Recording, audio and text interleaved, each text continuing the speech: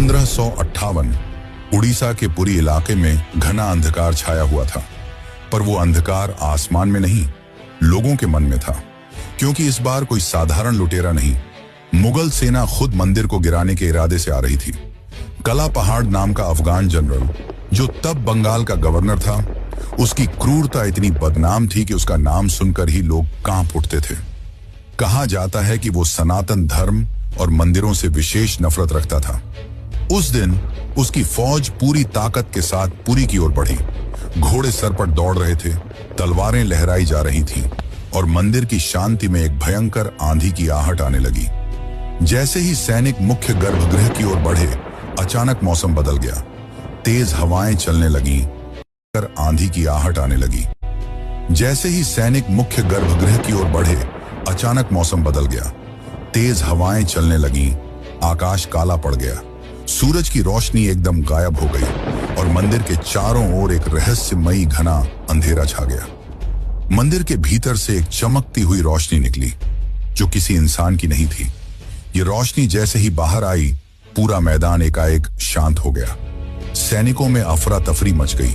कुछ बेहोश हो गए, कुछ उल्टा भागने लगे। बिना एक भी तलवार चले कला पहाड़ की पूरी फौज पीछे हट गई।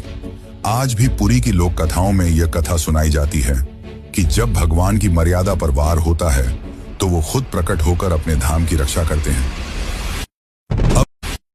अब दूसरी घटना की बात करते हैं, जो है अंग्रेजों का विरोध और रथ यात्रा का संघर्ष। जब 1803 में अंग्रेजों ने पुरी पर कब्जा किया, तब उन्होंने कई प्राचीन मंदिरों की संपत्तियों और अधिकारों को छीन लिया। लेकिन पुरी का श्री जगन्नाथ मंदिर एक ऐसा स्थान बना जहां जनता ने कभी भी नियंत्रण नहीं छोड़ा। ब्रिटिश अधिकारियों को मंदिर की अलौकिक घटनाएं और भक्तों की श्रद्धा समझ नहीं आती थी, इसीलिए उन्होंने इन्हें सुपरस्टिशन कहकर मजाक बनाना शुरू कर दिया। सन 1805 में ब्रिटिश कलेक्टर मिस्टर हंटर ने पुरी मंदिर के रिचुअल्स को इरेशनल और बारबैरिक कहा।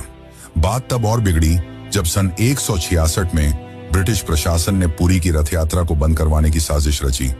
उन्होंने यह तर्क दिया कि रथ यात्रा के दौरान भीड़ अनियंत्रित हो जाती है और यह प्रशासनिक खतरा है।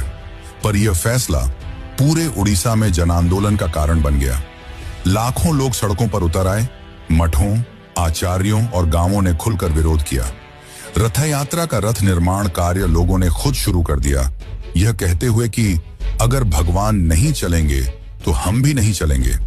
इस जनता के दबाव और आक्रोश के चलते ब्रिटिश सरकार को पीछे हटना पड़ा और 1964 में फिर से रथ यात्रा की अनुमति दी गई। इसके बाद अंग्रेजों ने कभी पुरी मंदिर के अंदरूनी मामलों में दखल नहीं दिया।